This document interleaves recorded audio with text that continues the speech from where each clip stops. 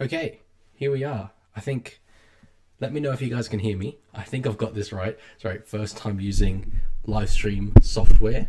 Um, it was a bit of a nightmare to start with, but I think we got it.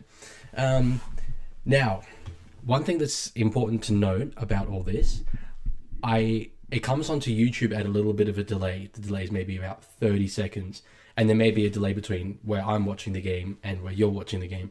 So, when the game kicks off, I'm gonna tell you the exact point that the kicker hits the ball for the kickoff, right? And then you guys can use that to sync up to me if you want to. But yes, here we are. Thank you for coming along. It means the absolute world to me to have you here.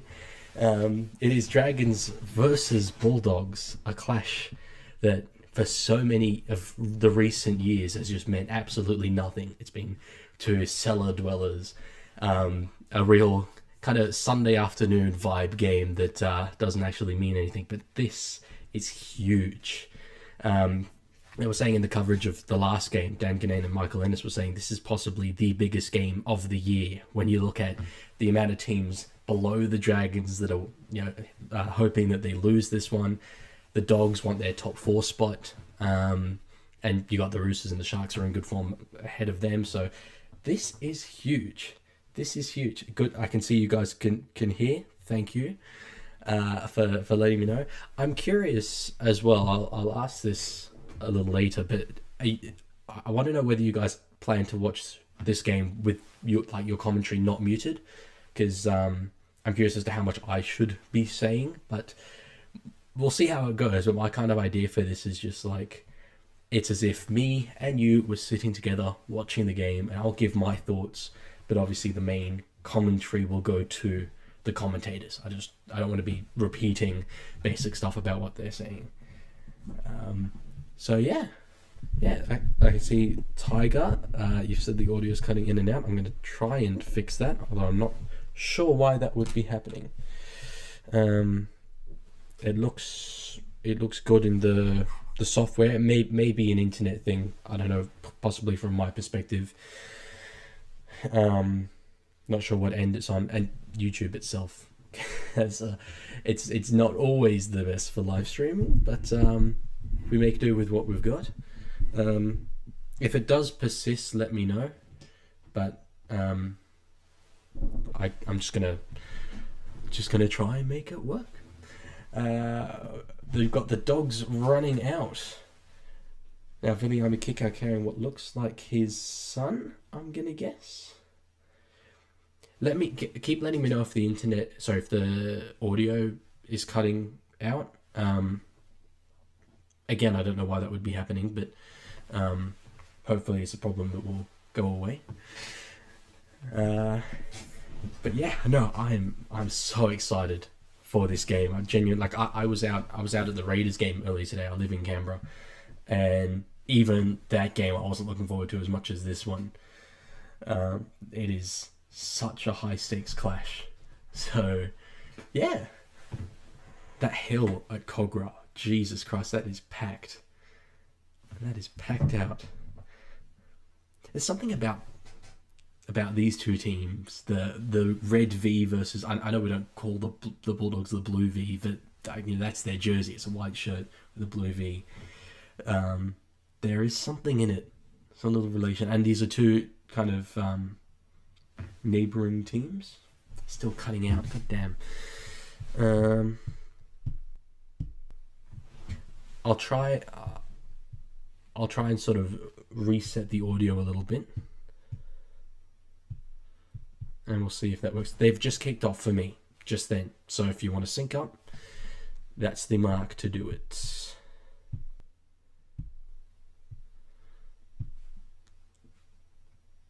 Prediction for the game, Arlo. If you watched my Who Makes the Finals video, you would know that my predictions don't tend to be all that good, actually. But I would say a Dogs win. They have been the better side as they knock the ball on. See, as soon as I say that, they knock the ball on. So it goes to show what I know. I might call myself the Leaguie, but not exactly an oracle all the time. on rugby league. Let's put it that way. I'm still trying to fix the audio. As you guys probably know, this is the first time that I've done something like this, but hopefully it's not too bad. It shouldn't be. It shouldn't be. Okay, I've just done something that hopefully helps. Dragons are Sloan straight through. Oh, at a car ending up with the ball there. Good to see the Dragons firing their shot right from the outset. Goes to show what they intend to do in this game against a defensive team like the Bulldogs, especially.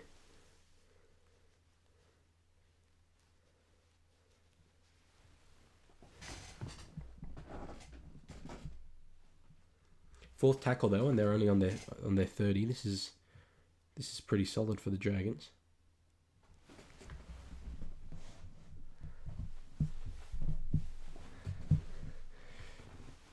And not quite a Burton special, but an end over end kick makes a decent amount of ground. But opinion on the Tigers.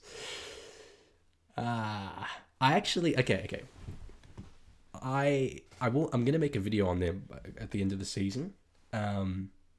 I think they've improved this year. I know they're gonna get their third wooden spoon in a row, but they've played so many young kids. I think they've played a good brand of footy, and I think they've competed in almost every game, but they just consistently lose.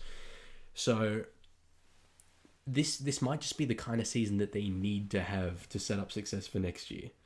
But we'll see. The Tiger in the comment section, I mean, you'd know probably as much as me about the Tigers. Feel free to let your thoughts known, because we know how passionate you are about them. But yes, I'll be unpacking that in the video. Up the Tigers, yes, no, absolutely. I think it's hard to dislike them at the moment, especially. Everyone just wants to see them do well. So, intercept, Burton. Sherry and Adokar on his outside. That's exactly who you want. He's away.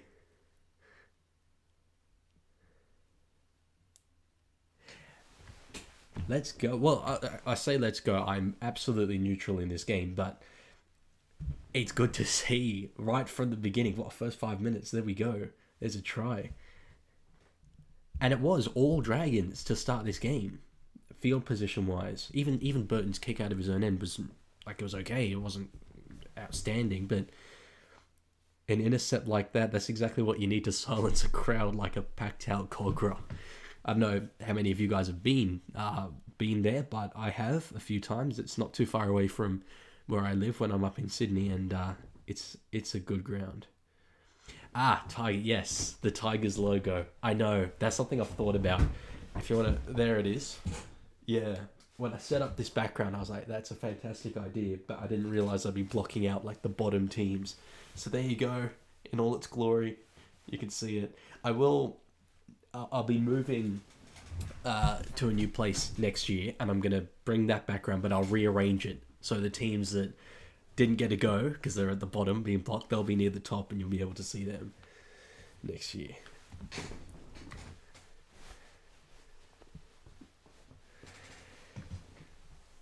And this will be an easy kick for Burton. Coming into this season, because we know Stephen Crichton is a really established goal kicker. I wasn't sure which one of them would kick, but it has been completely Burton. 71% is kicked out this year, which it's not outstanding, to be honest. Up the Balmain Tigers. Yes, sir. Well, when we're in a climate where the North Sydney Bears are coming back, who says we can't bring back the Balmain Tigers? Absolutely.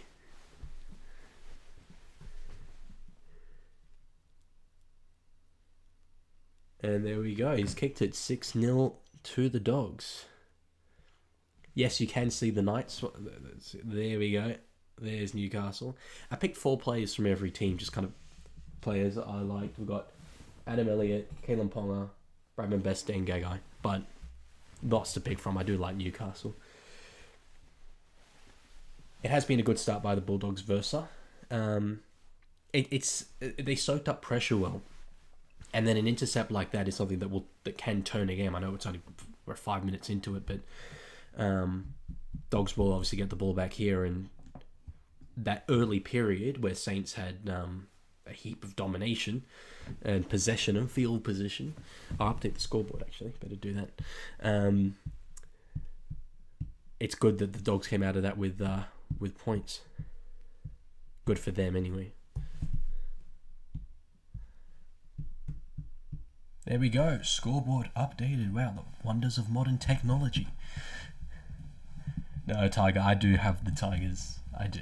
They're all there. All 17 teams are well represented. Equally represented. Couldn't leave anyone out. But yes, see, as I say, here we go. Canterbury already up on halfway finishing this set. Now that intercept has allowed them to now put the Dragons down their own end. These are probably the two surprise packets of the season. In fact, yeah, definitely they are. Canterbury move the chairs so we can see the Tigers. There we go. I'll do the rest of the stream like this just to make you guys happy. Yeah, Canterbury especially, like, it feels like a few years now that we've been, like, they've made a couple of big name signings. We've thought, they'll advance up the table now. But it's taken until this year for it to really click, and I think it's them buying into Serraldo, especially. How much time has Kalon Ponga had in hospital compared to on the field? Well, they say the best ability is availability. But he's a Dally M winner. You have to be on the field to get Dally M points, so yeah. No, he does have troubles. We know his troubles with head knocks particularly, but he's obviously an extremely talented player, for sure. But yeah, no, as I was saying, Canterbury, very impressive. But the Dragons as well, from memory, they were my wooden spoon pick. And it feels like they often are, but they never actually do get the spoon. But it shows the value of a good coach. Flanagan coming in and taking them up to a finals battle in 8th place now. Slider just saved the 40-20 there. Just about.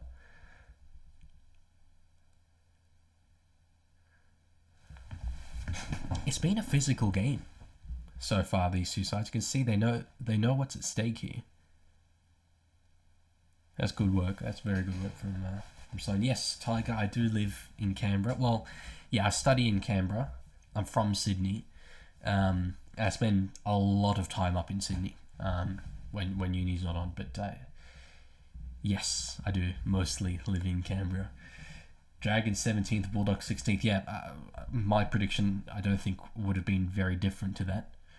Because I thought a lot of teams would improve this year, and these two were not particularly ones I had earmarked as such to be rocketing up the ladder. But it's the man with the ball, Stephen Crichton, and as I mentioned earlier, Serraldo.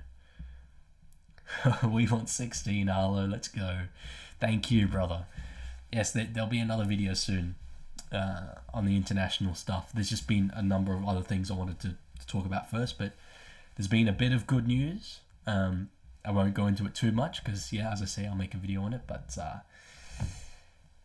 yeah, the fight is still very much, it's alive, and we still got a lot of work to do. Let's put it that way. Dragons fans all look close from the 50s and 60s. You know what, B. Milner, you could well be onto something. I don't know, perhaps you're like an alt account of an NRL coach. But yeah, get the fans to wear 50. I mean, get the players even. Put them in heritage jerseys, and they might start dominating. 11 in a row, they won. Puts the Panthers 3 to shame, although pre-salary cap. Good work from the Dogs, forcing the dropout here. Tiger said Tigers would finish 11th. Look, there's no dramas having a little bias towards your own team. They've gone short on the dropout, and geez, it wasn't clean, but Sully's ended up with it. let me know. I'm curious, you guys. What are your thoughts on the short dropout? Because I've got an opinion on it, and whether I think it's a good thing for the game. But I'd like to know what you guys think in terms of just how common it's become.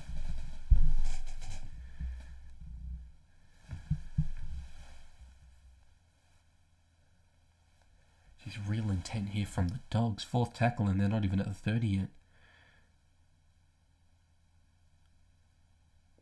That's the exact kind of defensive set you want to put together when you lose a short dropout.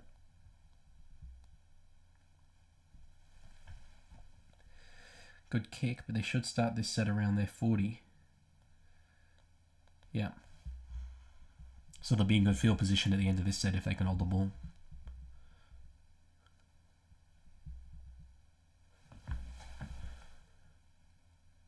Oh, no. Commentator's curse. If you can call me a commentator, they knock it on. It was a bit ambitious maybe from Kiraz there. Short dropouts are awful. Yeah. Yeah, Arlo. And Tiger, yeah. No, it does kind of depend on who you're going for in any instance. To me, I don't know if I'll end up making a full video on this because I don't think there's enough in it to talk about it for like, 8 minutes, but I think it's taken away building pressure, and I love that aspect of rugby league. A short kicking game was rewarded when you could build pressure and you'd know reliably you'd get the ball back. Now it's just a 50-50 chance. It doesn't really mean anything to force a dropout so much. Audio's still cutting out.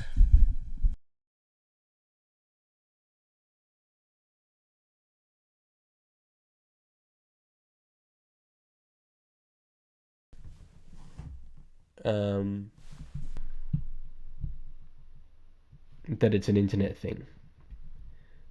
Because I'm not really sure. It all looks fine in the streaming software.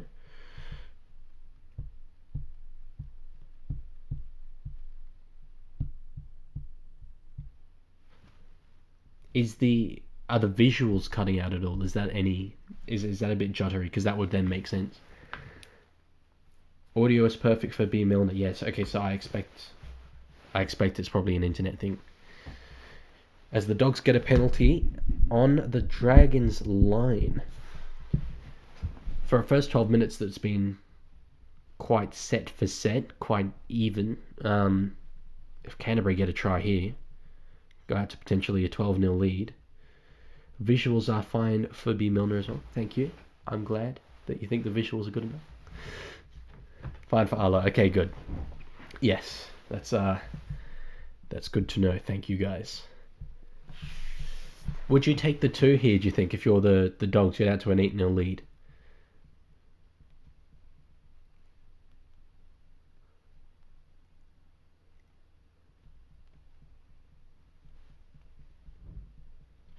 Because yes, as they will take the 2. I'm a big fan of taking the 2 in situations like this. I do more often than not.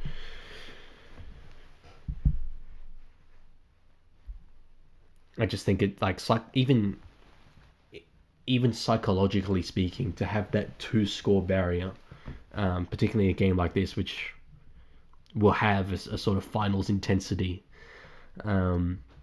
is huge. To have 8 points, and the Dogs fans love it. We saw what do you think about the Sharks flocking the Titans? Yeah, I did not see that coming at all. I thought people were discounting the Sharks a little too much. Like the Titans were favourites. People are sort of forgetting that the Sharks are a top 4 team still, even without Hines. But geez, it was the club's biggest ever win in Queensland. Like, if you tip that, you're a rugby league Houdini. So yeah, look, it was the Titans fans, I think, should be proud of what they've been able to put together over the last 2 months. But last night was a letdown, for sure. But it will stuff like that will happen. And while this is a disappointing season for them, they've shown a lot of good signs, especially without Tino. So yeah, and the Battle of the West. Oh, man. Look, I am a neutral, but yeah, I think even the neutrals are going for Parramatta. It's hard to not want, the low ranked team to win as the Dogs make a break through Jacob Preston. Just about finds Kiraz. They have one tackle left, and then I'll get back to talking about Parramatta and Penrith. We'll see what they do with this tackle. Burton with a kick. I reckon Lomax knocked that on in the field of play. Anyway, no, okay, drop out.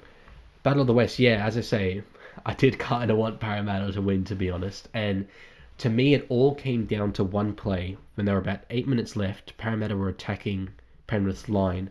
It was about the third tackle. In fact, yeah, it was the third tackle. And Dejan Arce puts a kick in. At a time when they just have to wind down the clock. They've got a 14-point lead. They just had to let that clock tick down, and they didn't. They gave the ball back to Penrith. To'o got out the end goal, and they scored their first try. That come back off that set. It was very poor game management from Arce, unfortunately. And I don't like having to go at a young guy like that, but he's the halfback. He wears that responsibility. So yeah, that's what I think of that. Broncos Cowboys. Yeah, so I only watched sort of the last half hour of that because I was coming back home from Raiders Manly. But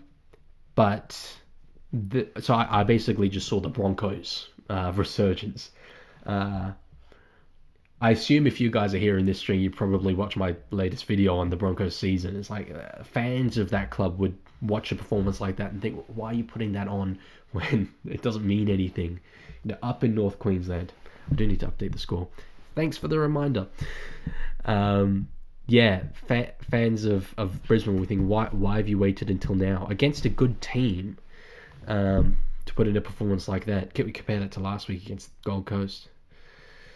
Thank you, Tiger, for the reminder on the score. That's the kind of thing that I'll probably be forgetting as we do this, but I'll get better at it. I'll get better at it over time. And who knows, if this stream goes well and there's more streams, then maybe one day you won't have to remind me at all. That's the dream. But yeah, what did you guys think of the first sort of 50 minutes, the first half, I suppose, of Broncos Cowboys? Because I heard the Cowboys started very strong. I think they led. Yes, they led 18-6. So I imagine Todd Payton is not going to be happy at all with that, considering what was on the line for them. Potential top 4 spot, now looking very unlikely.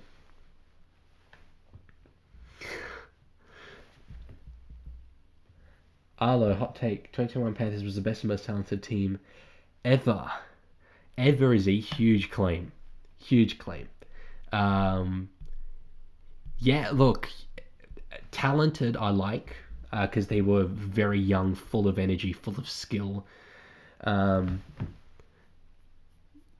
Yeah, and then it opens up a question of, is the 2021... would the 2022 Panthers say beat the 2021 Panthers?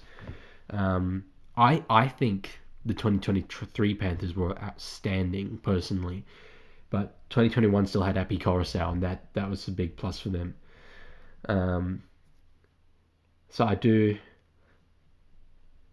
I'll say it's the best and most talented Panthers team ever, but there have been some outstanding teams in rugby league history. You look back at the Broncos back in the day when the salary cap wasn't really enforced and the Broncos side was essentially the Queensland side. Those teams were hard to beat. Kevin Walters, Alan Langer, all those guys. Thought the Cowboys would win. Andromeda, yeah. Before the game, I would have tipped Cowboys to win. I think most people would have, for sure. Who, in my opinion, is the best team? Look, as I said, that's a massive question. The one team I have tremendous respect for, let me say, because people forget there's two sides of the ball. There's the defensive side. And I always talk about the 2013 Roosters, who kept like 6 teams that season to 0 points. They broke the record for the number of teams kept to 0.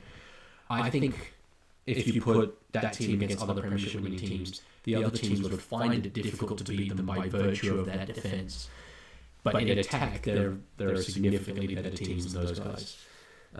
So my answer, I'll say the best defensive team, 2013 Roosters.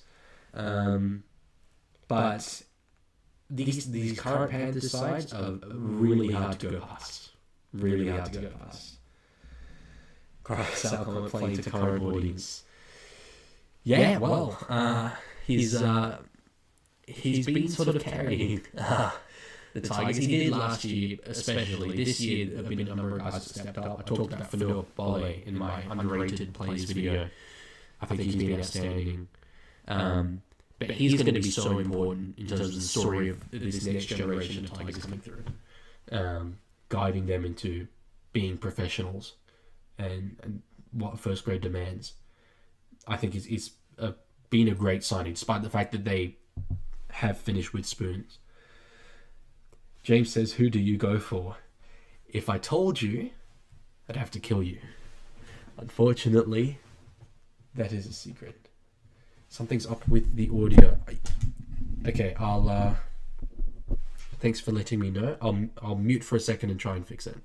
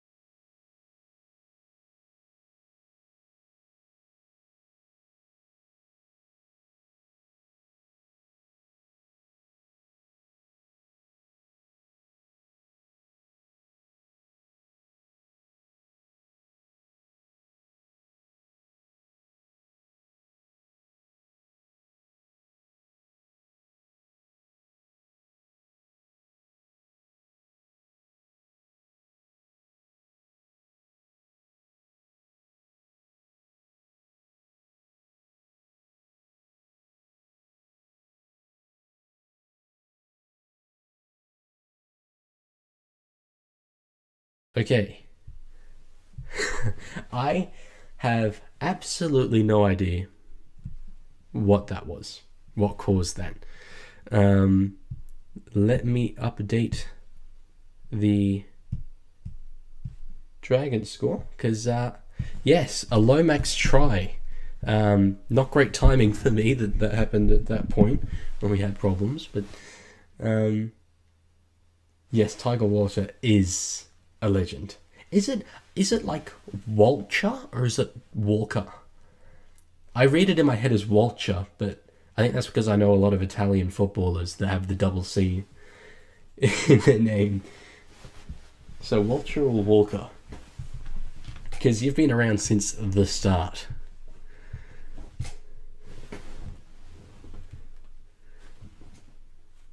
Walker. Okay. I will now always do it as Walker. Thank you. And it is the Dogs back on the attack with 15 to go in the first half. I think so far it's lived up to expectations this game, 8-6. Oh, geez, I reckon Sherry's got there. He has got there. Not enough people, in my opinion, are talking about how good he has been this season with 4 years off from NRL. So he is from a suburb of Sydney called Menai in the sort of Sutherland Shire area. That's where I'm from. So I often see him around. And during that 4-year suspension, he worked out at the same gym as I did. So I'd see him, I would say often, but every now and then. And he was so committed to coming back. He was there all the time, working so hard. And yeah, I spoke to him a few times about it, and yeah, it's just super motivated and so good to see him doing well now.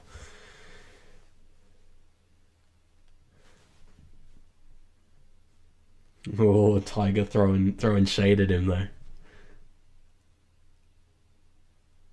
Try confirmed. It wasn't the cleanest put down. But try confirmed. And now with a kick to come, they'll be able to reinstate that 8-point lead. Who do you guys think will win this from here? As I said before the game, I tipped Dogs. Who do you guys reckon though? Update that score as well. See, I'm getting the hang of this.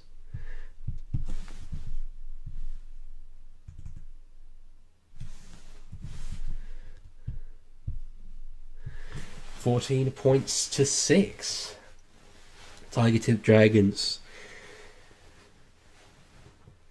Given they're the home side, I mean, how close this game looked like it was going to be, it's completely reasonable. And their win, it was last week, yeah, against Storm. Outstanding. I don't think anyone saw that coming. If you tip Dragons against Storm, you don't know your rugby league. Despite the fact that it was the correct tip. They keep showing shots of the Dogs coaches box, and you see Jason Taylor there in the background. He's one of the assistants there. North Sydney Bears legend.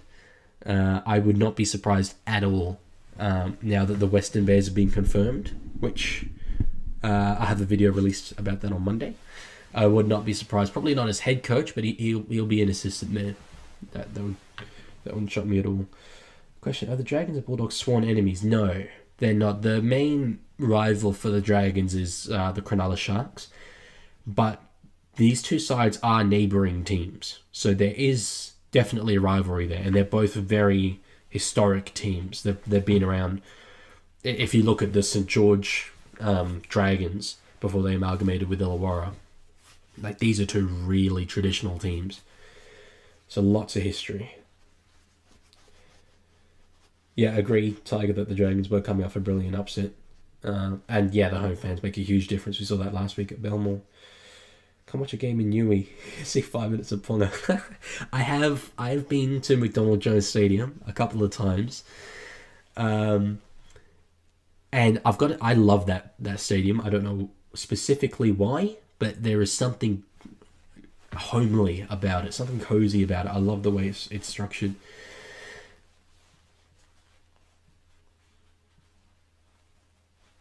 I take it Arlo's obviously a Knights fan. Question for you: you've had about 1 billion halves pairings this season. Who, if you were head coach, who would you be naming out of Hastings? Sherry's over again. Out of Hastings, Cogger, Gamble, Price, Crossland.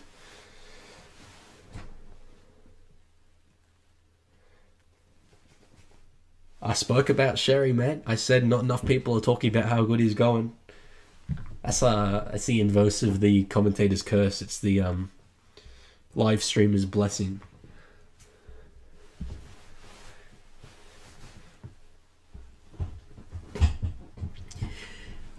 The Dragons are letting this get away from them now, though. You'd expect, in fact, definitely this will be 20-6, given that Sherry ran it back in. This will very, very quickly get away from them if they don't score the next points. They definitely can't afford to let Canterbury score again before halftime, because halftime 26-6 is just.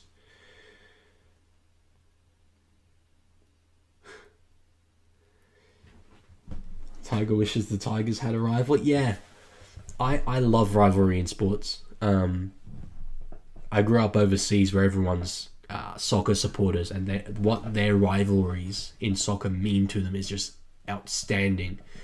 And I think it's something that we lack a bit in rugby league. Even when they put the Dolphins up in Brisbane, like, a lot of Brisbane fans like the Dolphins. So I don't know if it's just something about Australian sport. We don't have that real bitter hatred, but honestly, to me, it's pretty much just Roosters and Rabbitohs is the only, like, authentic, proper rivalry that's more like than just we say it's a rivalry. Wish ANZ still owned Accor Stadium. Can't even remember the new name. Well, yeah, I do. It took me a while to stop saying ANZ Stadium. It used to be Aussie Stadium, I think. Or was that might have been the Sydney Football Stadium? But yeah, ANZ Stadium had a particular kind of ring to it. Now Accor, I don't think rolls off the tongue quite as well. Oh, Arlo, be nice. Be nice. You were just complimenting Tiger Walker before. But yeah, no, it's all in good fun. I wish Accor wasn't empty.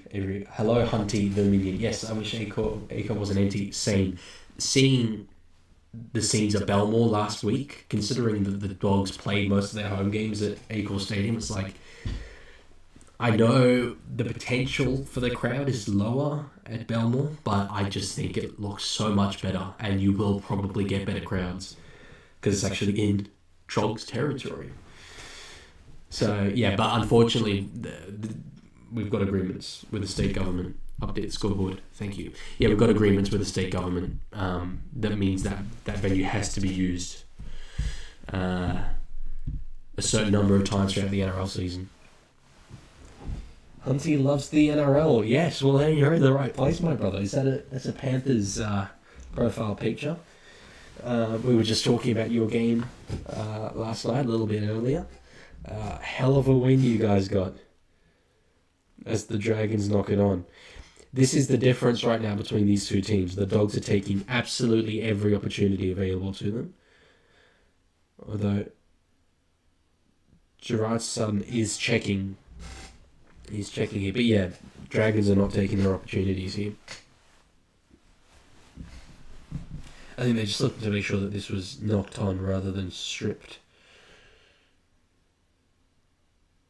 There is a bit of a stripping action there, to be honest.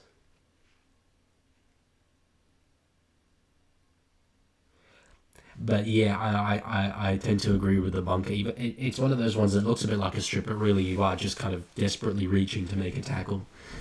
So I back that. Scrum to the Dogs. Yeah, 8 minutes to go. 20-6 is the absolute worst that the Dragons can let this get to. 26-6. You can't go into a second half against the Dogs. I think it was so good defensively with a 20-point deficit.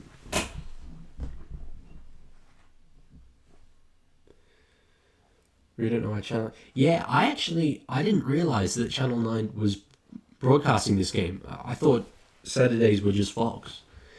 But they must have some sort of flexibility in their broadcast deal. Which is fair enough. They do their thing. As it looks like Kurt Mann nearly made a half break there. He's been a good sign. This is coming down from Newcastle. One of the 25 billion utilities that they signed for this year. Now there's a Burton bomb. Sloan deals with it well though. He had the game of his life last week, Tyrell Sloan. We were talking about the Dragons' good performance. He especially, after being dropped to reserve grade, he was super impressive. He's had a good year. Before this season, I'd honestly written him off as a first grade fullback at this point in his career. I knew it would be, but I didn't think that he was up to that at this stage, but he has proven me wrong. They also started doing the last game with 5 rounds left. That's interesting. Oh, and Arlo, yes. Fletcher Sharp at fullback. Pong at 5'8". That's a bit of a controversial opinion these days.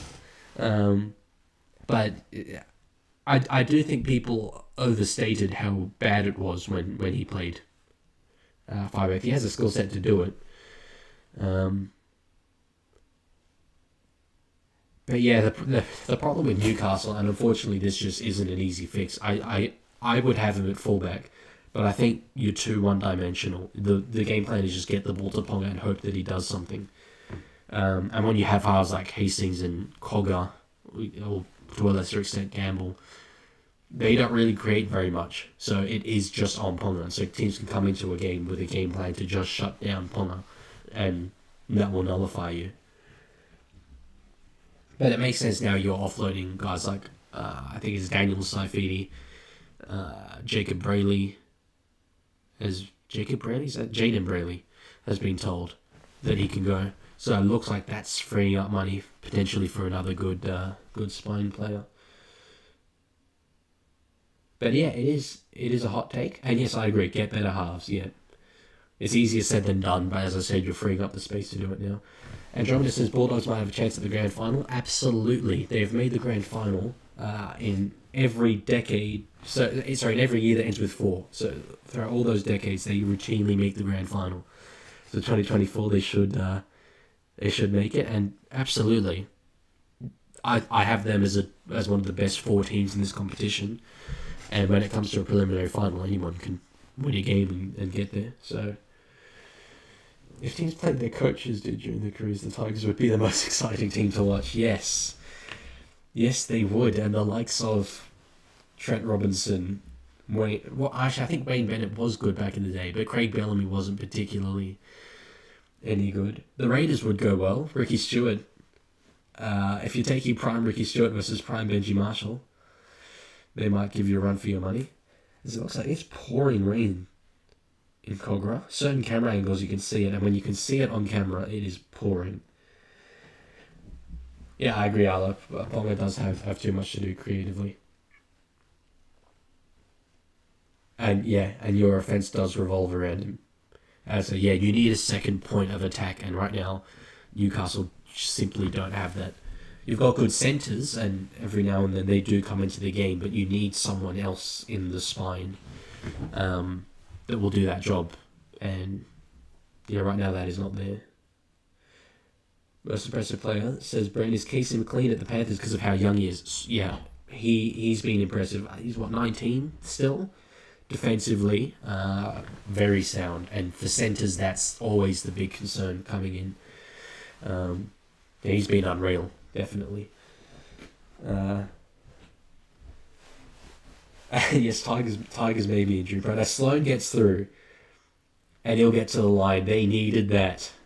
They needed that before halftime. This brings them right back into the game. Tough kick, for sure. Although Lomax is one of the best kickers on earth. But yeah, if this now becomes 20-12, that would do them wonders heading into the second half. And it was just raw speed. They always say you can't coach speed. And there it is. He has got the makings of such a good player, Tyrell Sloan. He's been around for a long time, but he's still 22 years old. It feels like he must be 24, the number of seasons that he's played. But he's easily got a decade of extremely high-level rugby league ahead of him. He'll develop week on week. He's got bags of potential. Hot take number 3. Allo's coming through with all the hot takes today. Lomax is the best kicker in the league. Yeah, I saw this question on Reddit recently, and I'll ask you guys, leave your responses to this. If you had one player in the NRL kicking for your life, right, who do you pick? Which is, to be fair, that's like a roundabout way of saying who do you think is the best kicker in the NRL. I would take Nathan Cleary, personally. But Lomax is so up there. What he did in Origin. I am a New South Welshman. I was riding that emotional roller coaster throughout that game. Yeah, he is outstanding. As he just misses this one. But yeah, that hot take is absolutely reasonable for sure. I think maybe I've mentioned commentator's curse a few times. You reckon Arlo maybe put a curse on him there that made him miss that kick by saying he's the best kicker? It could have been your fault, mate. Another storyline, and there are so many storylines in this game. This game is just absolutely dripping in vibes. But Kyle Flanagan for the Dragons against the club who, he left the Roosters to sign with them. He was earmarked to be their halfback. I thought he'd realise a lot of potential there alongside Matt Burton. I thought he was the perfect foil for Burton. But it didn't work at all for him there, and now he's come to the Dragons playing 5'8", and I think he's been very solid, so he would love to get one up over his old club. Oh, thank you, Tiger. I'm waiting for this stream all day. Like, you'll be able to see my reaction as I read a comment like that. It's so heartwarming. I've been doing this for only 5 months. Like, it's been an amazing journey so far. Lots more to go. As Lomax catches the ball and tries to kick, but just knocks it on. What do I think of Kickout's cut? Well, my I'll tell a little bit of a story here. My dad used to watch a lot of soccer, and I don't know how many of you guys are familiar with Mario Balotelli, the Italian striker, but he had a huge, like, very, very blonde, bleached kind of mohawk, very Viliami kick-out style. And my dad used to refer to Mario Balotelli as bird shit head. It looked like a bird head crapped on his scalp. So there's a little bit of that. But in terms of kick-out, I know a lot of clubs, they have punishments for being late to training. This happened with Brandon Smith at the Storm a few years ago. And one of the punishments is you have to dye your hair completely blonde. I think Appy Coruscant also did it. Ballo the Goat, yeah, there we go. Arlo knows. So looking at kick out there, I wouldn't be surprised if he was late to training and they've made him peroxide his hair as the 2-point field goal is just short. Why always me? Yes. Iconic Balotelli moment. He was absolute, like, scenes. Balotelli, he was box office. I loved it. I think he might still be playing in, like, the Italian 3rd division somewhere. But 20 points to 10. Look, that was a good first half. That didn't disappoint at all.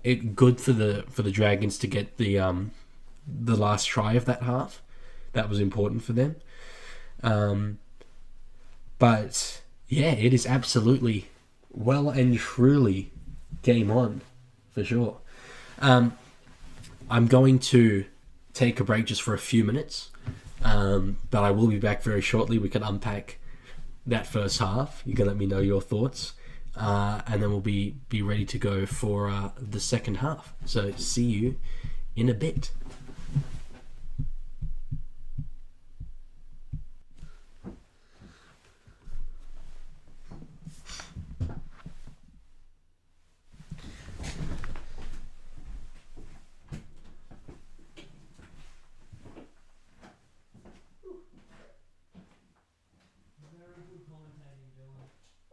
That first half went so much better than I thought it was going to.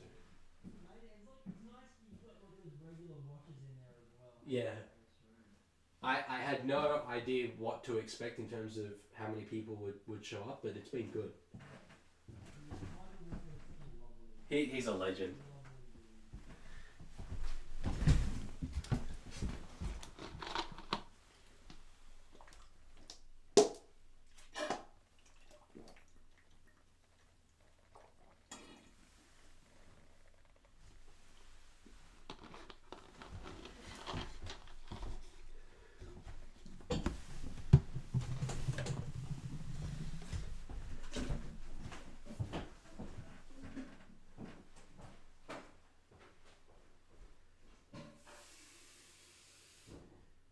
Absolutely no idea what was up with the audio though. Yeah, something weird happened at one point. I think it just happened with time, Dylan. Like I also noticed after you reset it, the audio kind of gradually degrading a little bit as it went on. But like it was still fine. Yeah. I think it's just if you touch the mic or move it around, it just kind of screws up a bit.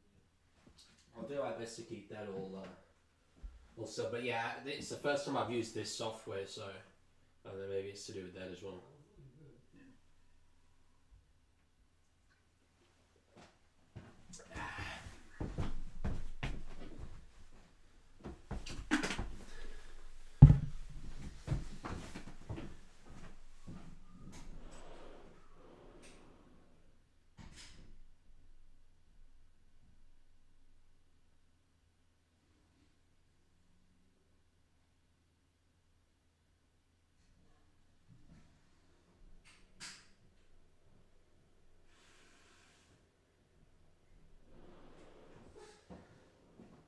Balotelli plays for a Turkish team in the Turkish, okay. I don't even know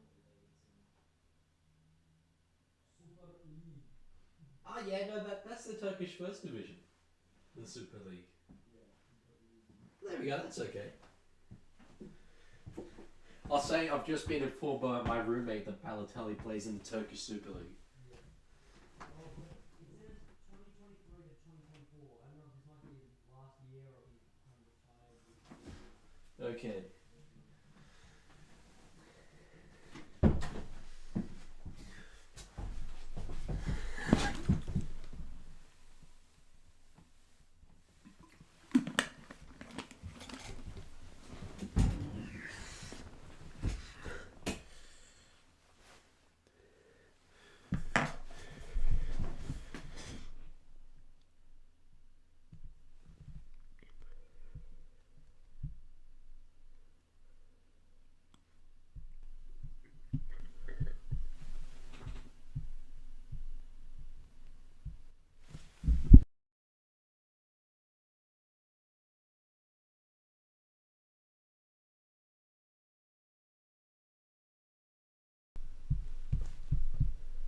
Okay, I'm back.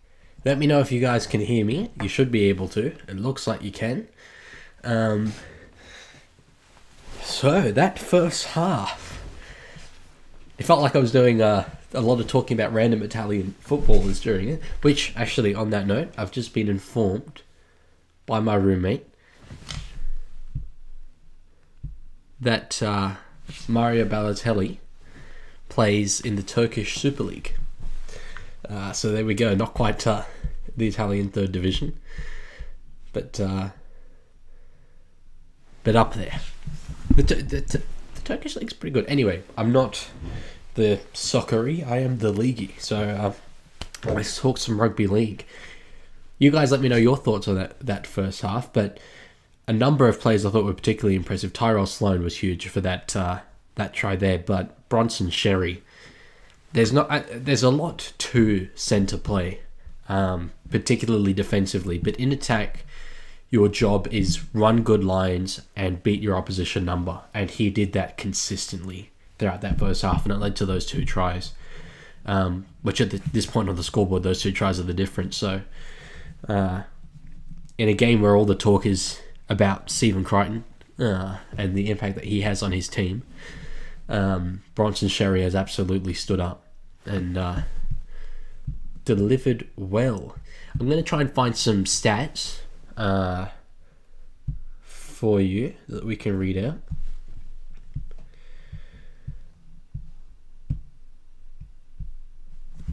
Jacob Keras already up to over 100 meters in just one half. Zach Lomax himself is on 92. That is very, very good. Stephen Crichton and Matt Burton both in the 90s. But overall, it's Canterbury, not quite domination, but they are getting the better of it.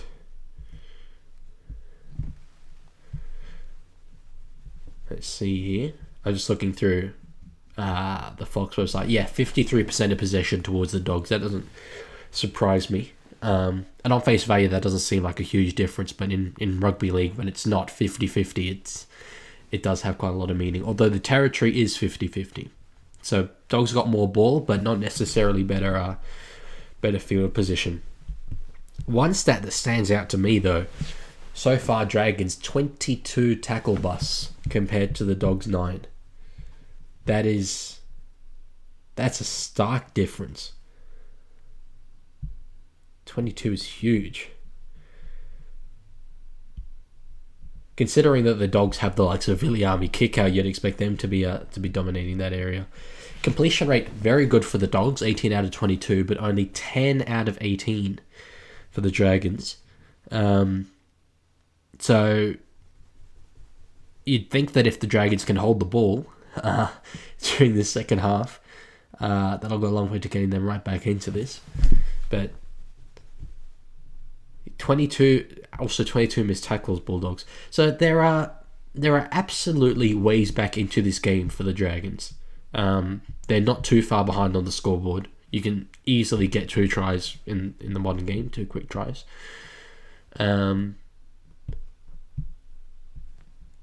But where was I going with that? You can easily get 2 quick tries in the modern game, but they have to hold the ball. They have to do their things right. They have to get the 1%ers right.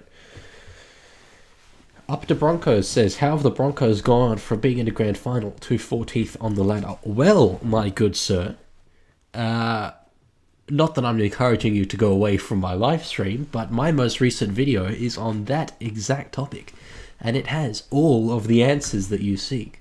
So, go feel free to watch that if you like. I won't spoil what's in the video, but there's a number of things. I think it comes down to leadership primarily. As I said in that video, Broncos or otherwise, leadership is by far the most important thing to consider when you're putting an NRL squad together. And it's just a little bit of a grey area, a red flag for them, I would say, at the moment. But watch that video. It was a good one. When I made a video earlier in this season about why the Rabbitohs were starting the year so poorly, it was the same.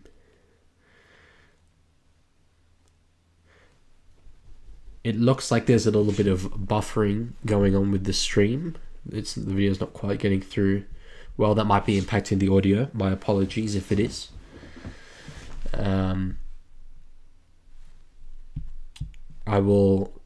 I'll try and solve that on my end, but I wouldn't be surprised if it's just an internet thing that I don't really have a heap of control over.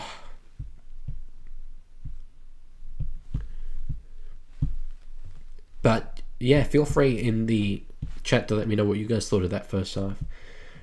As long as I wasn't distracting you all too much with talk about Mario Balotelli. No, it's perfect, says B Mona. Okay. Because on the YouTube live stream page, I've got this big old yellow like error thing that's come up. Yeah, it was made by a YouTuber called Alpha before the 2021 season, which documented the Broncos for since the 15 grand final loss. Well, that's going back far. I went back to, I think, 2020, whatever year they won the wooden spoon. But I think I've seen a few of Alpha's videos. I think they're pretty good. All right from your side. Okay, good to know, guys. Thank you for letting me know. The Broncos, as an organization, even they're publicly traded. Until recently, they've been a one team. They've been in a one-team town, and Brisbane isn't even a town; it is a city. It's one of the most influential cities in Australia. So they're a super powerful club, and the fact that they haven't won a premiership since 2006 was them, or 2005.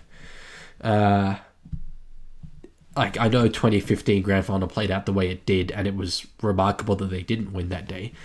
But still, that's a hell of a drought. That's a hell of a drought. And there's a lot of fans in the NRL that have it worse than Broncos fans. Tigers and the likes of the Eels come to mind. But yeah, no, it's been a drought for the Broncos. It's not been good enough. And I think that having little periods of success like they did last year has sort of masked a bigger problem. Thanks, says I felt that vid was sort of part 2 of his video. Yeah, well, as I said, I haven't seen his video. But if they complement each other, then that's good. Is he still? Do you know if he's still active? Because I like to sort of keep tabs on other rugby league content creators. I've had a bit to do with Sideline Rugby lately, who's pretty big. He makes videos about individual players, and he made one about me lately. That was cool. But aside from that, guys tend to be more sort of Instagram or podcast oriented. There don't actually seem to be too many YouTubers who are fully committed to being NRL YouTubers. Which will come first, Brisbane Premiership or Brisbane Olympics? Well, Brisbane Olympics have been announced. What year are they? Let me have a look. Is it 2032? Brisbane Olympics 2032. It says. That's a good question. That's actually a very good question. Look, it's almost impossible to predict 6 years into the future with the NRL. But yeah, when you look at their track record, probably the Olympics, you'd have to say. I agree with Up to Broncos, unfortunately. Sorry to just say that Up to Broncos, but yeah, it would be. As the two sides are out again for the second half, that Dragons mascot, man, is so goofy. I imagine it's modelled on the St George Bank dragon because it's green, but it has the googly eyes. I don't know, it's off-putting to me. Arlo says, I went to a game at Aqua Stadium, Bulldogs versus Knights. Who let the dogs out walk on is ferocious. It is cool. It is very cool. To me, the best walkout in the NRL is the Panthers. They have, I think it's Kashmir by Led Zeppelin that they play, is it? Either way, it's a iconic rock song that they play. Maybe it's Hell's Bells. Actually, I think it might be Hell's Bells because it's the sound of the bell by AC/DC. That is impressive stuff. And Melbourne with Thunderstruck. That was cool. Getting the opportunity to see that last season. Tiger Walker says he makes vids on other sports as well as rugby league, but hasn't uploaded in 2 months. Yeah, a lot of these guys don't seem to be particularly active. Oh, that song was made for them. Yeah, no, it was. Yeah, but yeah, sorry. As you said, who let the dogs out? Outstanding. I do like when clubs walk out to their club anthem, like South Sydney do, like the Roosters do. But there is something that's just motivating about a song like that being so applicable to your club. And Adokar is away. Didn't quite break into stride there. And I feel like we haven't seen him break into stride in a while. I know he's put on a lot of size, which is crucial for outside backs in the modern game, but and he's getting a little bit older, but I want to see the flying fox again.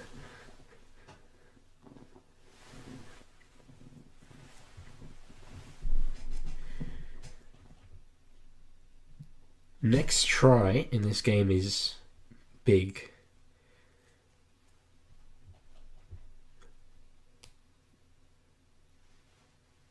There's Bailey Hayward. I love Bailey Hayward. My favourite genre of player, I would say, is halves that have turned into lock forwards. Running on the line. Oh, nearly got the ball to Sherry for a hat-trick there. Yeah, as I say, halves that turned into lock forwards, likes of Bailey Hayward, Connor Watson, Kurt Mann has been a half throughout his career. Chris Randall. I love that generation. Long Live the Newcastle Knights is a banger. It really is a banger. No, that's a good song. There are a number of really good like club anthems in our competition, but we don't play them enough. The AFL do it all the time. If you watch an AFL game, at the end of the broadcast, they play on the broadcast the song of the winning team. I think it would be so cool to do that ourselves, but we don't.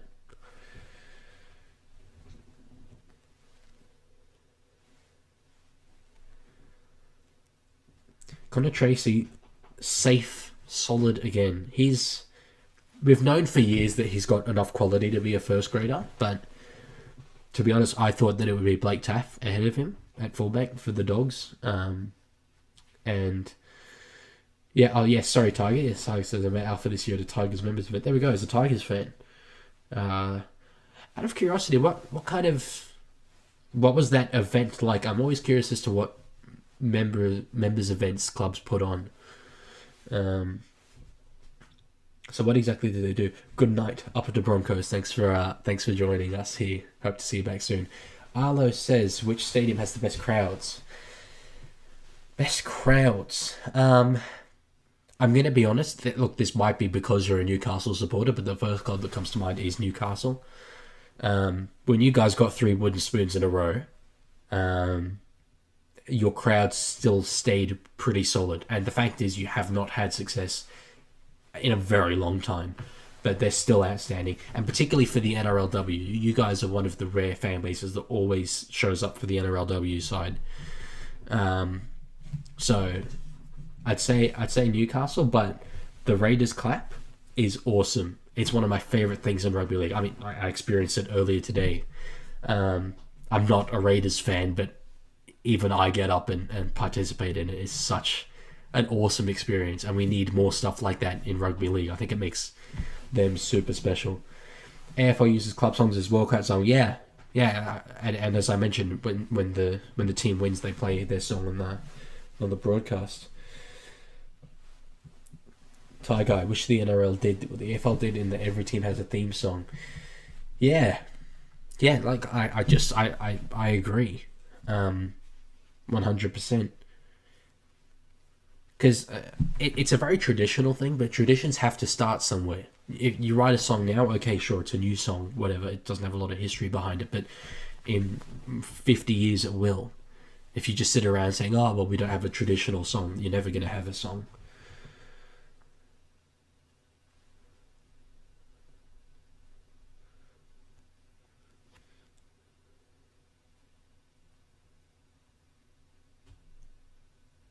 Successful challenge for the Dogs.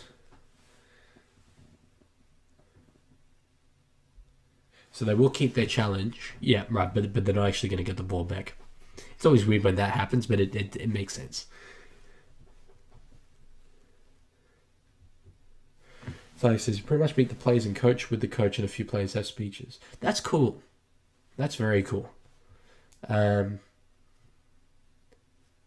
I know I'm going to go to a Roosters event in a couple of weeks. My family some of my extended family are Roosters members, and you get the opportunity to meet and greet the players. So I'm going to try and do some interview stuff with them.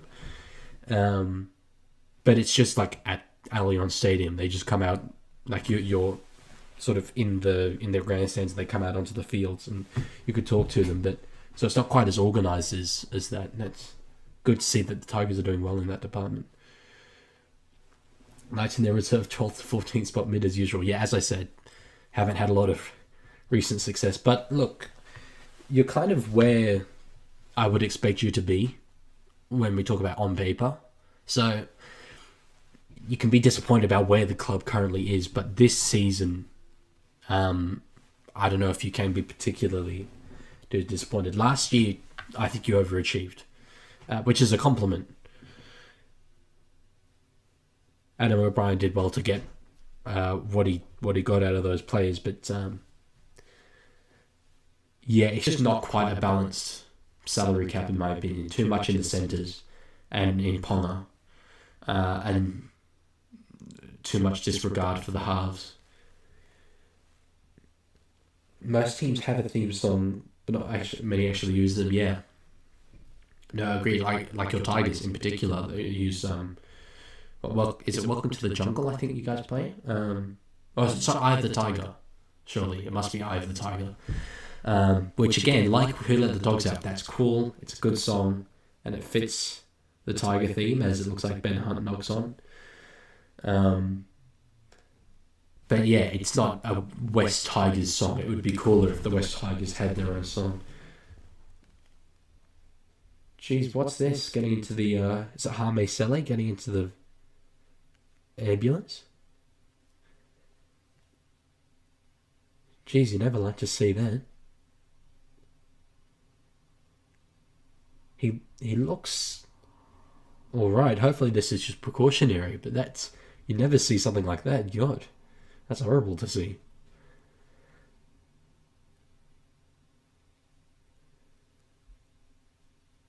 Oh, he's not had the greatest time since signing from South, but let's hope he can stay on the field after that. Let's hope he's all okay. Yeah, I'm not sure what happened to him. I didn't see him go down or anything, but it didn't look like he was walking relatively independently. It looked like, so I assumed that it's just precautionary. Over the commentary, they were talking about players having had heart problems. So hopefully it's just precautionary when it comes to something like that. But he looked okay. I imagine we'll learn more about that as tonight goes on. Tiger. Personally, I live in Brisbane, so obviously I only go to Brisbane mirror events. Yeah. Gee, Sexton nearly through. Dragons have to survive this tackle. Oh, jeez. Nearly Harry Hayes. Well, I think that would have been his first NRL try. He's a big boy. That's impressive stuff from the Dragons. That's top 8 defense. Arlo, he's still conscious, which is good. Yeah, I mean, I'm not a doctor, but I know with the standard of like duty of care in the NRL right now, any slight thing goes wrong, they would have him taken to hospital for precautionary measures. And Cogra is right next to St George Hospital, so you should be all right. Richmond Tigers theme song in the AFL is brilliant, which the Tigers had something similar to Richmond's theme tune. I know quite a few AFL theme tunes, but I don't. Richmond's one isn't coming to me. I'll have a listen to that when the stream's done. But yes, you should write a theme song. One of my favourite theme songs in the whole NRL, and this is another example of one that isn't historic but is awesome, is the Raiders one. It is so cool. It's like a proper rock song. And I wouldn't be surprised if some of you guys have never heard it before, because yeah, we just don't really play theme songs. You only hear it when you're at the home stadium. But it is an outstanding song. So I highly recommend listening to that. Look at this defensive set for the Dragons. 4th tackle and the Dogs are still on their 10. After that goal line defense, keeping Harry Hayes out, they're now doing goal line defense on their opposition's 10-metre line. And yeah, geez, Burton just spirals it out of his own end. There we go. B. Milner knows the song. The Fearsome Men from the ACT. Absolutely. The Bad and Mean Green Machine. It's a banger. It's a banger. It's a song that I know I am a big rugby league fan, but unironically I would listen to it in my spare time. 100%. It's a banger of a tune. Dragons are on a roll here. They're getting quick play of the balls, getting over the advantage line really easily. If you had to back a team to score next right now, I think you back the Dragons. Thank you for saying that, Arlo. I really appreciate it, man. That's very nice of you to say. Lots more to come. Just getting started. Trust me. Adokar just survives in the field of play. Oh, and of course has got cramp. He actually looks in a lot of pain. My first instinct there was that he's just buying time for the Dogs to get their breath back, but it doesn't actually look like he is so much. He landed a little awkwardly there on the legs. Not a dangerous tackle or anything, just something that happens. And now again, the Dogs' second set in a row coming off their own line. The Dragons are very much attacking with their defense here.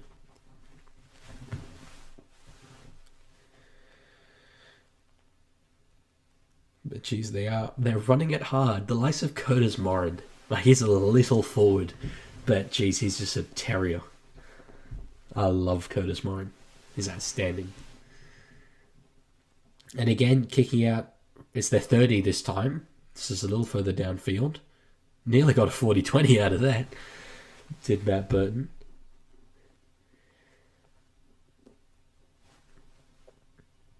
But yeah, the kicking game for the Dogs is significantly better than the Dragons' counterparts. Ben Hunt and Carl Flanagan are decent at it, but nothing like Burton. And I think even Sexton has quite a good long kicking game. So the Dragons are going to struggle to keep this field position dominance for very long. I think you can already see it now. They're 5th tackle and they're still just passing halfway. So that little period there looks to have been survived by the Dogs.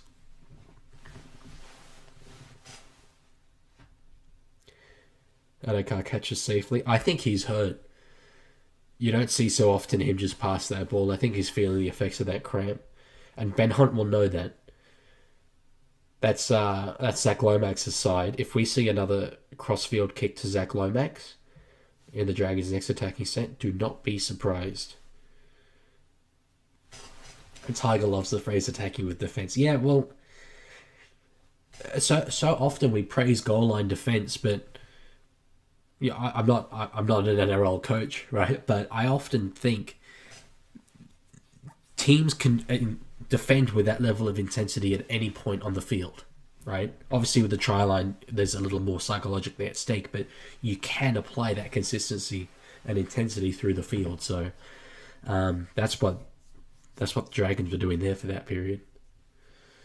Arlo says, congrats on 1K. Thank you. It's like doubled in size over the last month. It's been absolutely outstanding.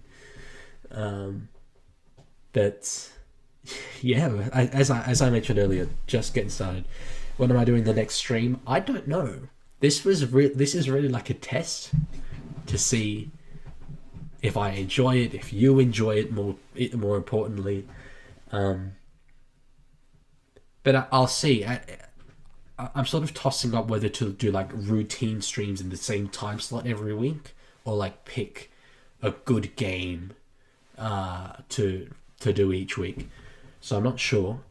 But either way, whenever I do a live stream, I will announce it via a community post. I'll announce it on Instagram. That's at the Leaguie. Twitter is at the Leaguie. Like, I'll put it everywhere. You'll be able to know. So Yeah, you don't see rugby league creators reaching 1K in their first year very often. I didn't expect to. I thought 1K within a year would be optimistic, and it happened after 5 months. So outstanding, thank you. You've nailed the test. Please do another one. Thank you. I will. I've really enjoyed this. It's gone a lot better than I thought it would. I thought I'd be struggling to know what to say, to be honest. But yes, it's been fun. I've had fun, and we've still got half an hour odd left of it. So, and of course, the more I do it, the more people come along, the better it is. Dragons. 6 again, it looks like. Yes, 6 again inside 10 meters. This is a huge set. I will stop yapping for a second. And let them attack, because this is massive if they get the next try.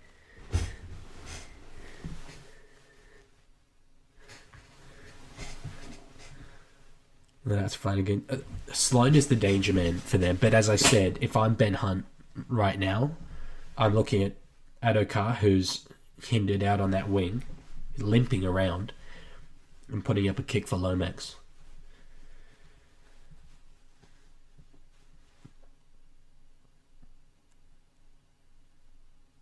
Oh jeez, that was scrappy. That was scrappy. I'm not sure about Ben Hunt towing that ball instead of just catching it. They really should. They had to get to a proper kick there. And the Dogs survive again.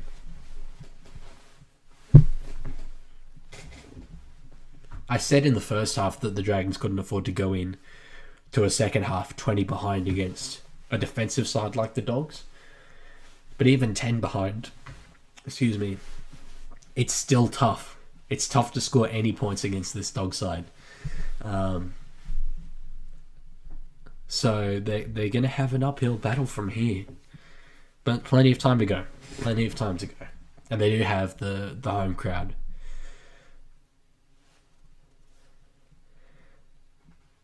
But that's gone pretty high. Kick out. Oh my day.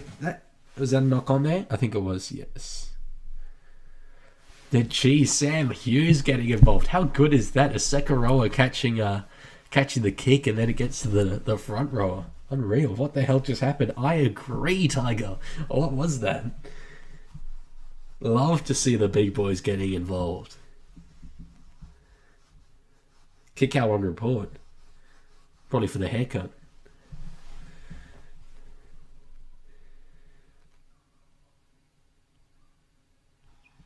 No, it was a bit of a dangerous tackle in that last set from kick out.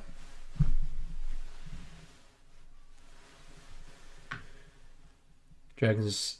Ooh, Jaden Sewer hitting that line pretty. Was it Sewer? No. Oh no, yeah, Sewer. Thought it might be Leilua there for a second. That's twice now the Dragons haven't got to the fifth tackle kick. I know Ben Hunt had an outstanding season.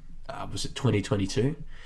And he is a very good player. Right? Don't get me wrong. He's one of the best that the Dragons have. But I do often have criticisms over his game management in certain areas.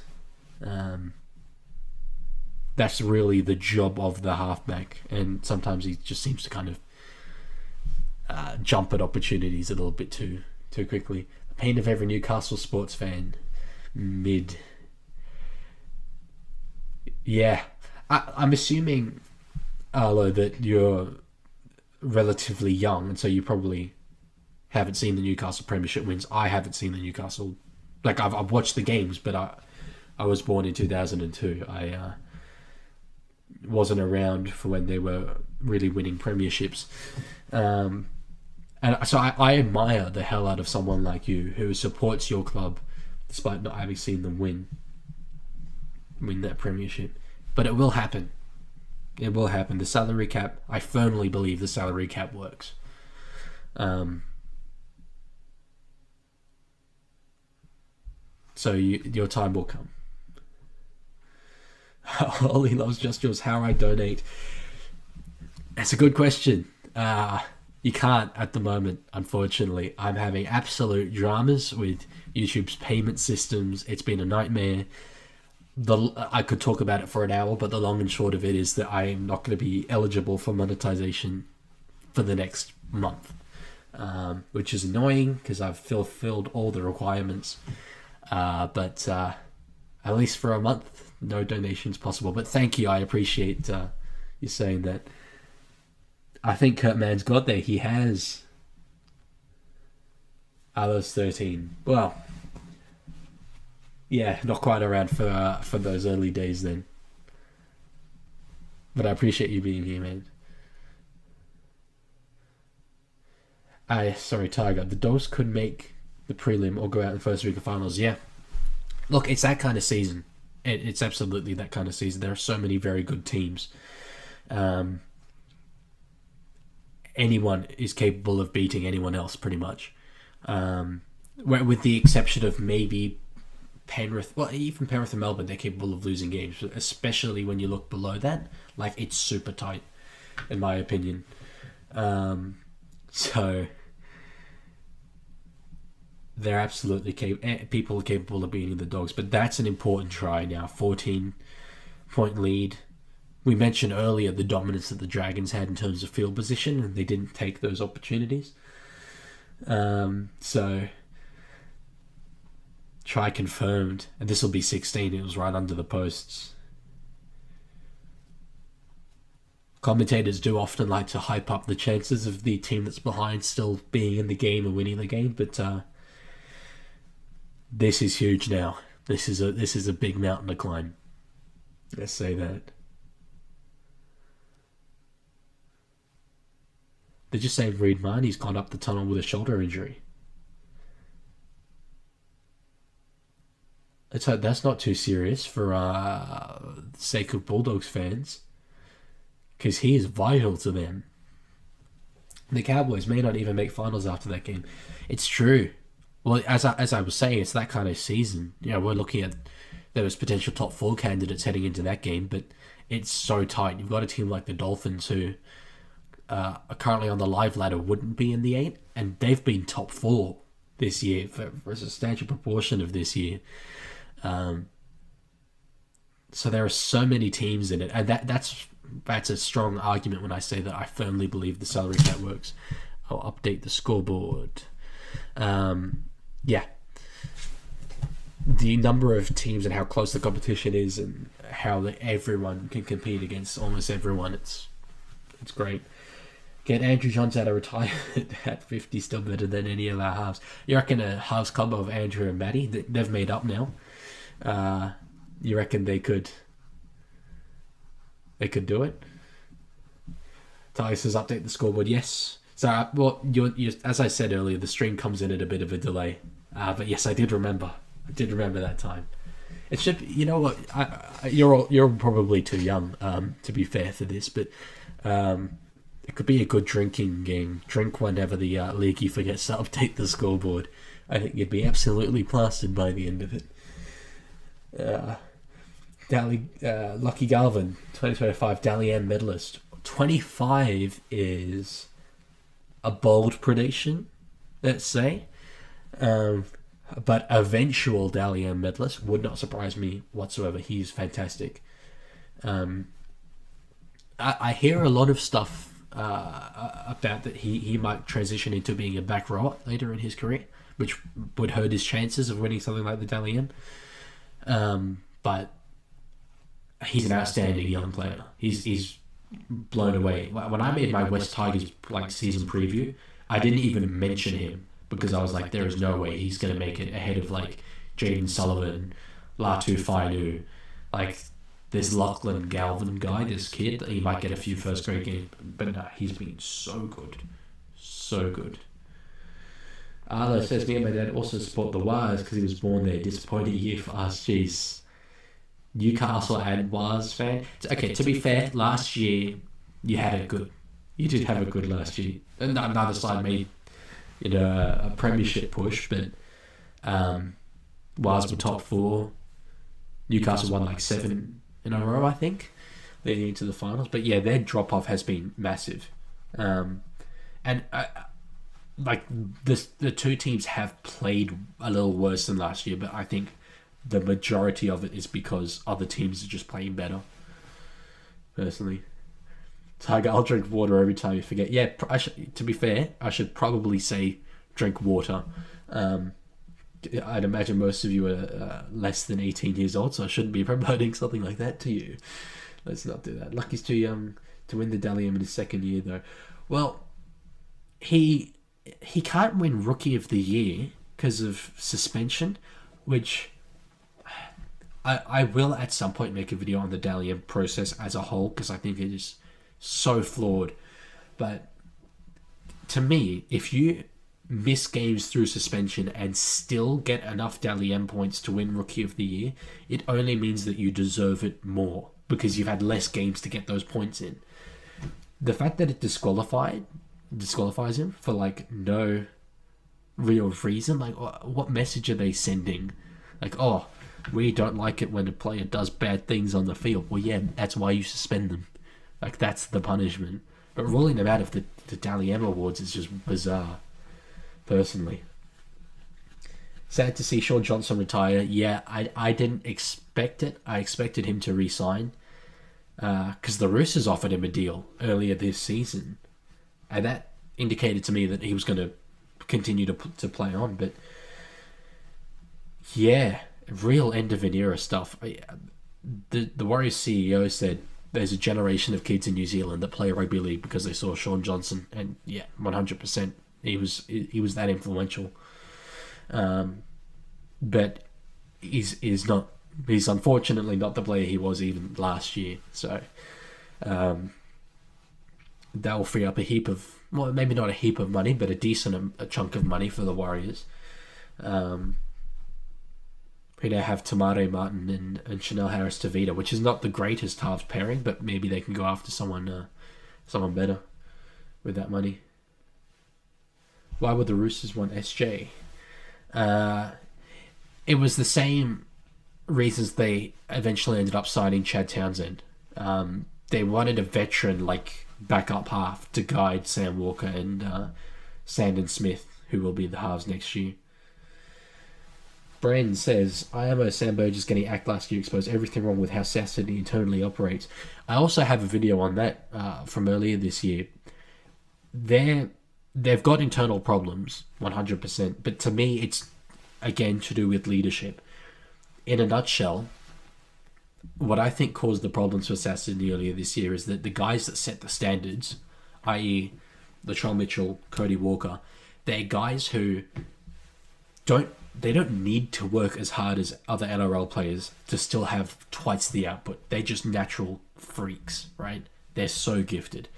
So if those are the guys setting the standards, then the guys below them who do have to work hard to have a high level of output will still only work to the level that Latrell and Cody do. That's me looking at the outside. I don't watch South's train. It's just speculation, but that seemed to be what was happening in my opinion. Yes, Arlo, yeah. So this was before they signed Chad. They went after SJ. JR Pete, would you entertain the Adelaide team in the NRL?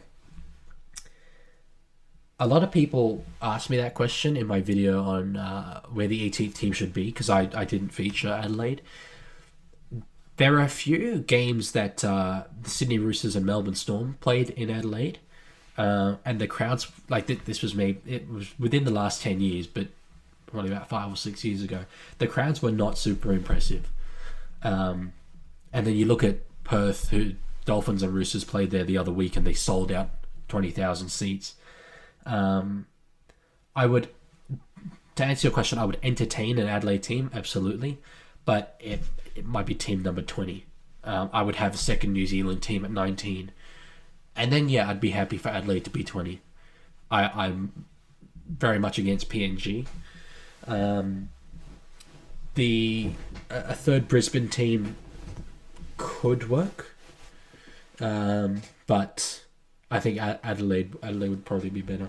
Will Chad play 6 at the Roosters, says Caleb? No. I don't think so. Trent Robertson has said in press conferences all year that Sandon Smith will be 5'8". And on top of all that, I don't think Chad Townsend is at 6. Like, he's a halfback, and so is Sam Walker, and they won't move Walker. As Jacob Kiraz gets over, this game's done, I reckon. Oh no, Gerard Sutton has no try. Touchline maybe. Puts the ball down short and then promotes it. I thought this looked like a try for all money. We'll see how this plays out. I'll talk through it and then I'll get back to answering some of your questions. There's big contact from Tuipulotu on Connor Tracy. Yeah, they will have another look at that.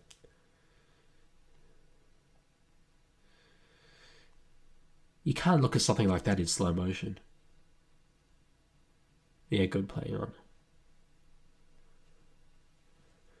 And Kiraz, I really thought he got there, to be honest. No. Yes, Tiger, sorry. Do you support the buy is very funny. Unfortunately, the buy round podcast is already a thing, but that would be a good tag for me to wear. This is tighter than I thought. On that first look, I thought no, for sure. This went up no try. I think this could be one of those ones that...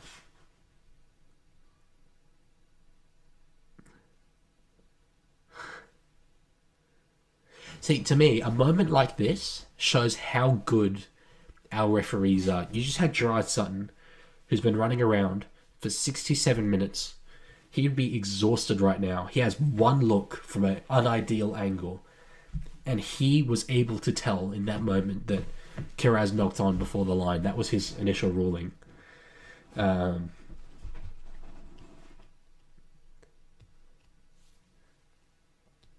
Yeah, geez, that was a real roll of the dice trying to kick that one out from the 20-meter tap.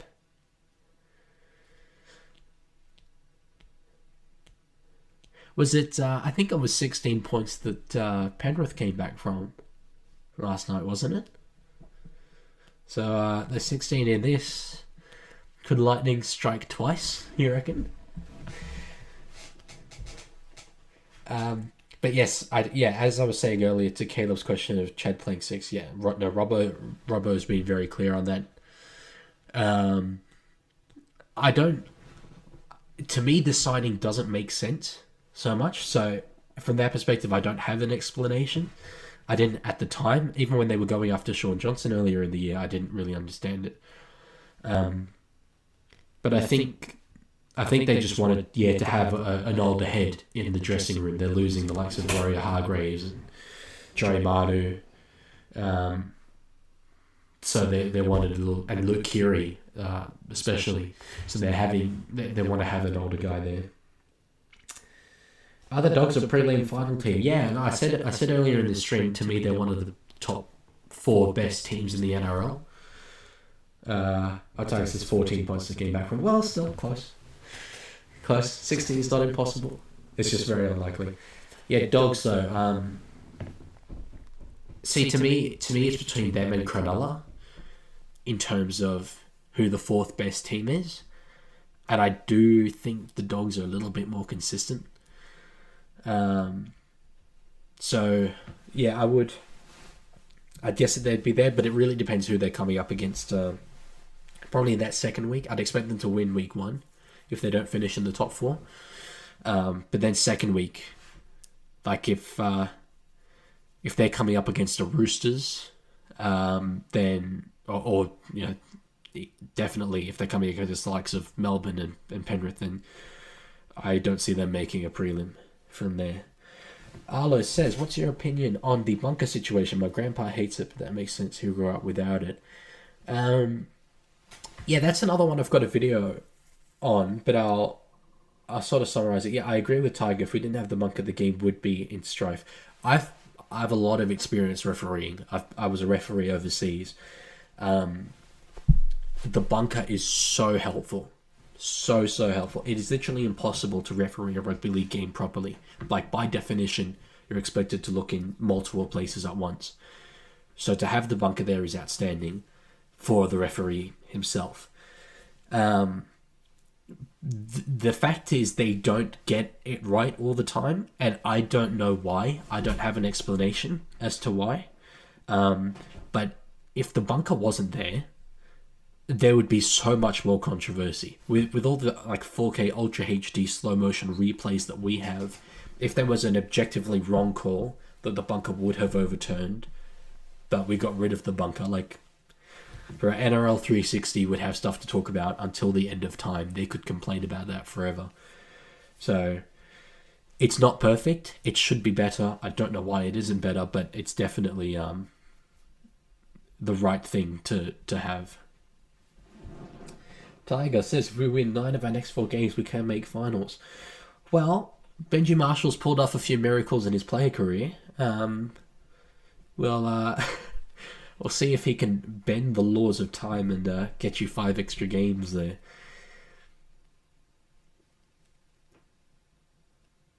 It was like the redeeming thing about Parramatta not winning yesterday is that the wooden spoon is not completely wrapped up yet. That last game of Tigers and Eels, that's the last round of the season. I would love it if that game was like a battle for the wooden spoon.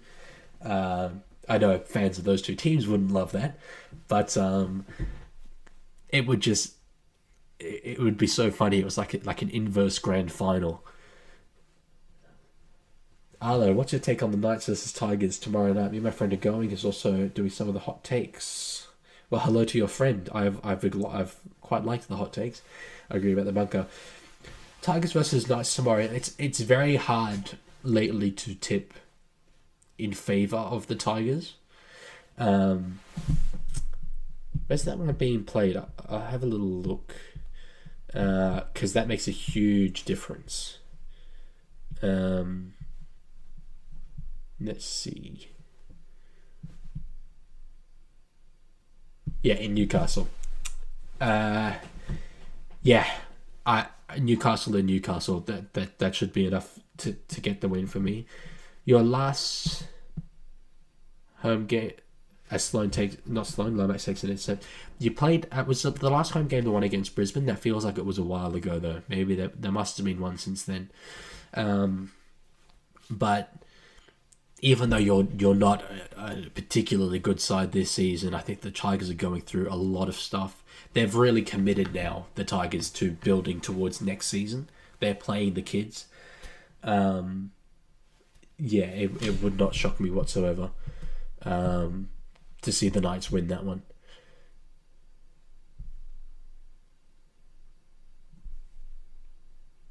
I think... So Christian Papalangi, he's been brought in as centre. I like him. He came through as a half. Hello, Max. Thanks for joining the stream. Thanks. Says he's going to subscribe when he comes home. Welcome. It's great to have you on board.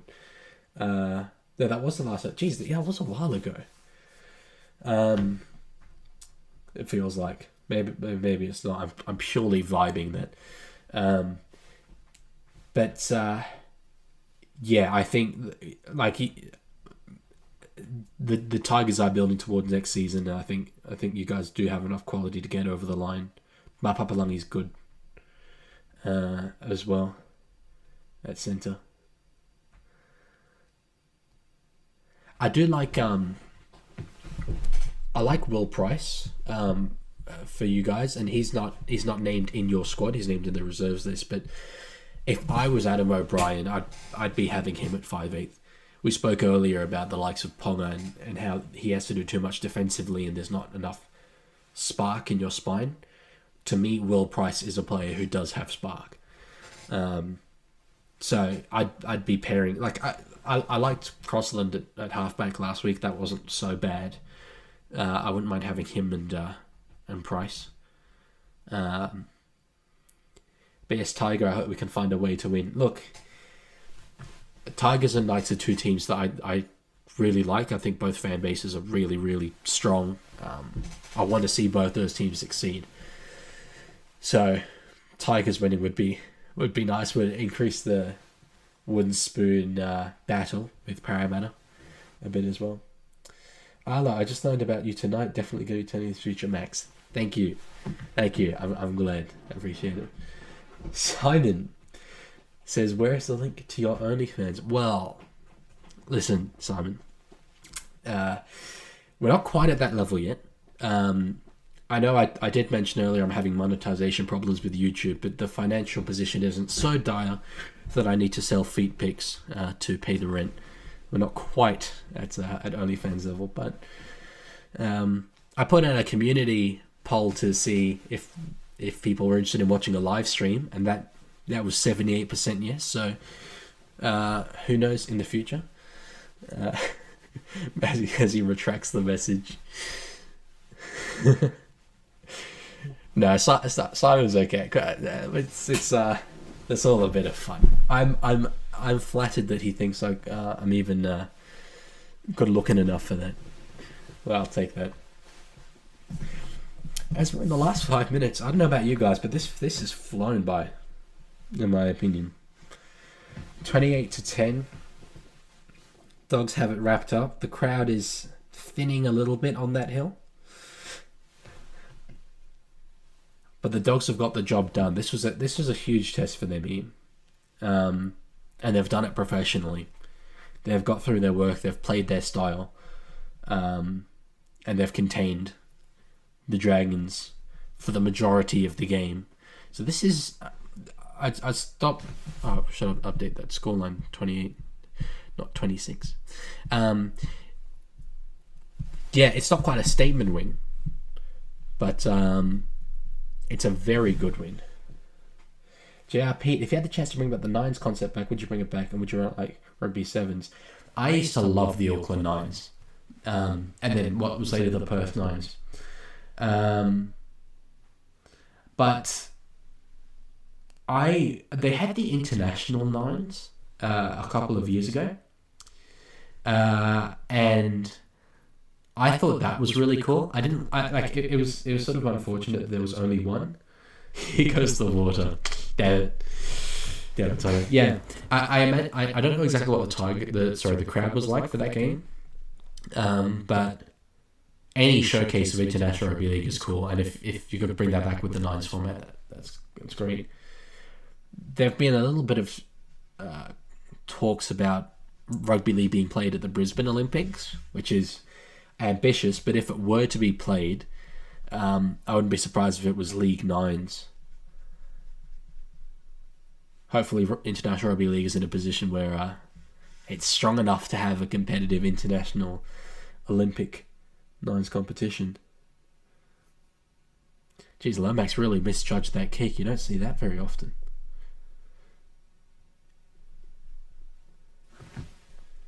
Couldn't see where the ball was. And yeah, the Dragons fans are flocking out. Still no update, as far as I'm aware, on Hame Sele.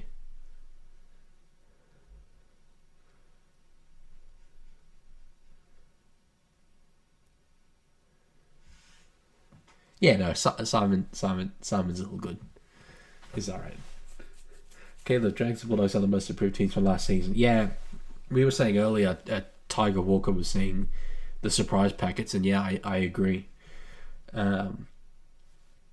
And I don't there's a long way left to go this year in terms of finals and everything, but as Kickout makes a break, and he goes himself. He had Matt Burton there. Yeah, no, as we were saying earlier, there were the likes of the Warriors and the Knights, who and Broncos. My God, yeah, Broncos, who have fallen off from last year. Like, these two teams have gone good, but they can't just rest on their laurels. Oh, Jacob Little nearly away. Nearly away. I think Viliami Kickout blew a try by not passing to Burton and possibly saved one by ankle tapping Little there. He was showing wheels. Tuipulotu has a goal on the wing. I like Tuipulotu.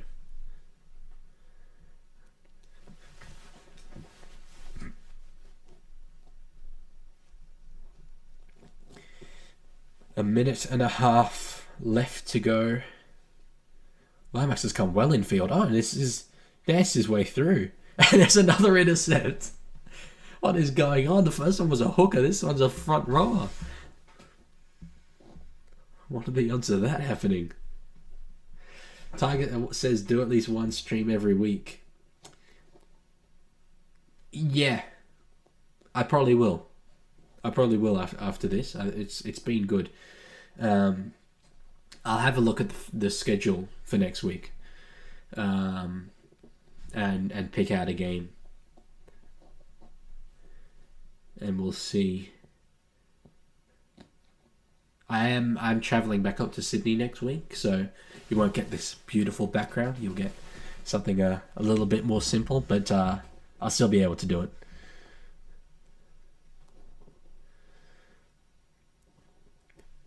With about 30 seconds left to go, but they're just getting through their work here, the Dogs. They never let the Tigers for some reason. He just failed to cement a spot there. And as we see with a lot of Tigers players, unfortunately, that system just doesn't get the best out of them. But he has done very well. I think this is coming to the Dragons as we have full time. Josh Adokar applauds the crowd. That was a good game. It played out around the way I expected it to. I did tip the Dogs, but that was. Canterbury fans should be happy about that. That's a good win against a good team. Dragons fans, they need wins, no doubt about that. But this was always going to be a very tough one to win. The Dogs are riding high. I go through some of your questions. Do you like Dallin Watene-Zlesniak? I love him. I don't think anyone with a heart can dislike that flying mullet. My apologies if you do, and I've just said that you don't have a heart. But yeah, he's just good vibes, and to have him there on the wing at the Warriors is outstanding. Went to that Cowboys game and was utterly disappointed. Yeah, I assume you're a Cowboys fan, Caleb. My apologies. That was the Broncos saved their best performance in a very, very long time for that game. Arlo, it would be great if you do a night's game for streaming. Yeah, well, as I said, I'll have to look at the fixture list. I'll tend to pick out like a game like this where there's a lot on the line. But there, I thoroughly enjoyed doing this. I hope you guys did as well. And a night stream is definitely on the cards at some point, 100%. There we go. I don't know what Nine are currently showing, but live ladder on Fox. Bulldogs up in 5th. The Dragons are in 8th, but they do have the Dolphins yet to play tomorrow. Who could overtake them? Dolphins have the Warriors. Dolphins at home to the Warriors. So that's very winnable for them. So we'll see if the Warriors can do the Dragons a favour here. But would not be surprised one bit if these two teams are 5th and 8th come the end of the season and we see this exact matchup again at Sydney Olympic Park in week 1 of the finals. Tigers Knights next week for Arlo, and Tigers Knights is tomorrow. I'm not sure I can quite do tomorrow afternoon. Got a bit on, but those I'll stream those two at one point. Okay, well we're there we go, 28-10. I think I'm gonna call it there. Thank you very much, guys, for coming along. It means so much to me to have a number of viewers for the very first stream ever. There will be more, 100%. I've loved doing this. Panthers versus Storm next week, says Arlo. Yeah, that sounds like the kind of game that I'll be doing. Yeah, Thursday night. Pencil that one in. I'll probably announce that as the week goes on. But thank you for coming along. As I said, thanks for being here. Thanks for supporting. And yeah, goodbye. I'll see you guys later.